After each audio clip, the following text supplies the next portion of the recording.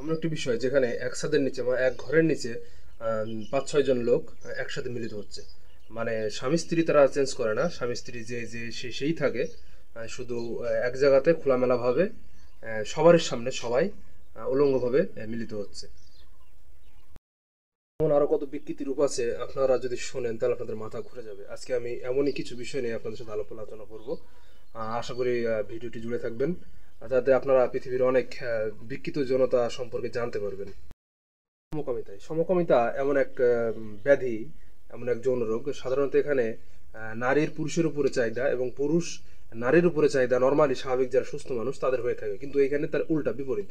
এখানে কোনো নারীর তার পুরুষের উপরে চাহিদা থাকে না এবং কোনো পুরুষ তার নারী সঙ্গীর উপর চাহিদা থাকে না।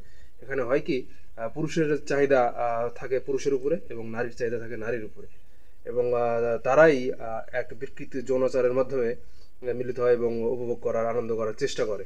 এটাই হলো সমকামিতার এক ভয়ঙ্কর রূপ। সেটা হচ্ছে পিপিং টপিজম। এটা এমন এক রোগ যেখানে নিজে যৌনতাতে আনন্দ উপভোগ পায় না। তার আনন্দ উপভোগ হয় তখন যখন অন্য কোথাও সে কারো মিলিত অবস্থা দেখতে পায়। যেমন কোথাও কেউ মিলিত হচ্ছে, সে অবস্থায় সে সেটিকে লুকিয়ে লুকিয়ে দেখে এবং সেটাকে সে আনন্দ বা উপভোগ পায় এবং সেটাই সে উপভোগ করে। এটাই হচ্ছে পিপিং টপিজমের রোগীদের মানসিক লক্ষণ। হচ্ছে ক্লেপটোমেনিয়া। এটা এমন এক রোগ যেখানে রোগীর যৌনতা মানে যৌনতার প্রতি ভয়ঙ্কর রকম নেশা থাকে। এদের যৌনতার আগ্রহ অনেক বেশি এবং এদের একটা স্বাভাবিক একটা লক্ষণের ভিতরে যেটা থাকে সেটা এদের চুরি করার অভ্যাস খুব বেশি থাকে।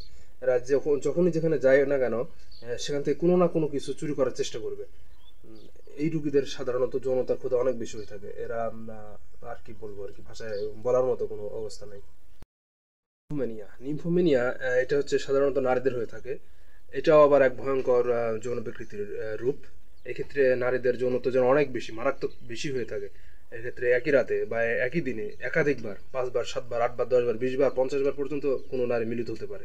যেখানে নর্মালি একটা পুরুষ একবার দুবার মিলিত হলে তার সমস্যা হয়ে যায়, সেখানে একটা নারী একাধিকবার মিলিত হতে চায়। যদি সে এরকম মিলিত না হতে পারে, তার অনেক রকম শারীরিক সমস্যা হয়।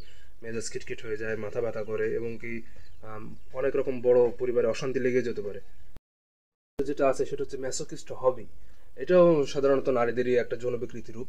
এক্ষেত্রে রোগী চায় কি, রোগীকে এমনি আপনি সুন্দরভাবে আদর সোহাগ করে তার সাথে মিলিত হন, সে তেমন কিছু চায় না। নর্মালি সব মেয়েরা তো চায় তার স্বামী তার সাথে আদর সোহাগ করুক, ফরফিলে করুক, তারপর তার সাথে মিলিত হোক। কিন্তু এক্ষেত্রে এই রোগীদের চাওয়ার ভিন্নতা একটু অন্যরকম। এরা চায় তার সাথে রাব ব্যবহার করা হোক। মানে ঠিক একজন মেয়েকে ধর্ষণ করলে যেমন ব্যবহার করা হয়, তার সাথে তেমন ব্যবহার করা হোক, তাকে মারা হোক, তার উপর অত্যাচার চালানো হোক, তারপর তার সাথে মিলিত হোক। এই ক্ষেত্রেই সে আনন্দিত হয়, নয়তো সে অতিথই থেকে যায়। হচ্ছে নেক্রোফিলিয়া। নেক্রোফিলিয়া এমন একটা রোগ যেখানে সাধারণত কোনো মানুষ সুস্থ মস্তিষ্কের হতে পারে না, তার মস্তিষ্ক পুরো বিকৃত হয়ে যায়। সেসব লোকেরা সাধারণত জীবিত মানুষের সাথে মিলিত হওয়া পছন্দ করে না, তাদের জীবিত মানুষের সাথে মেলামেশা করতে ভালো লাগে না। তাদের নেশা থাকে, তাদের উদ্দেশ্য থাকে কোনো মৃত ব্যক্তির সাথে মিলিত হওয়া, এবং তারা মৃত ব্যক্তির সাথে মিলিত হওয়াতেই খুব বেশি আনন্দিত হয় এবং খুব বেশি সুখানুভূত হয়। ধরনের বিকৃতি যৌনাচার রোগীদের, যারা সাধারণত মৃত ব্যক্তিদের সাথে মিলিত হয় বা যৌন ক্রিয়া করে, তাদেরকে বলা হয় নেক্রোফাইল। তবে আজকে অনেক কিছু জানলেন আশা করি। আরও অনেক এ ধরনের যৌন বিকৃতি রোগী আছে অনেক। আসলে এগুলা এত সংক্ষিপ্ত ভিডিওর মাধ্যমে বলে শেষ করা সম্ভব না। যদি ডিটেলসে বলতে যাওয়ার অনেক সময় লেগে যাবে, হয়তো আপনাদের ভিডিওটি দেখতে ধৈর্যহারা হয়ে পড়বেন। তাই আজকে সংক্ষিপ্ত আকারে কিছু বিষয় আলাপ আলোচনা করলাম। সামনের দিন আরও ডিটেলস এবং আরও নতুন কিছু এমন যৌন বিকৃতি রোগীদের নিয়ে আলাপ আলোচনা করব। তো আশা করি আপনি এই ভিডিওটি অবশ্যই আপনার আত্মীয় স্বজন পরিবার পরিজনদের সাথে শেয়ার করবেন, যাতে এই বিষয়টি তারাও জানতে পারে।